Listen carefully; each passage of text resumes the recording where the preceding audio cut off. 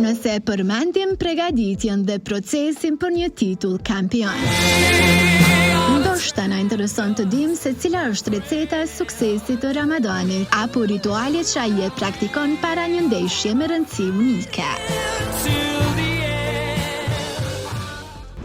Arma ime kryesore është mbrenda grupit të krijoj një familje dytë. Ne çdo kush ka familjen e vet në shtëpi, mirë po kur vim këtu, unë hallët e familjes time ose nuk i çaj këtu. Atë lë me një anë, këtu është familja ime e dytë, siç është për mua, është për drejtuesit, është për futbollistët dhe për të gjithë. Dhe nga kjo fillon ai procesi për ta përgatitur një ndeshje ose një kampionat.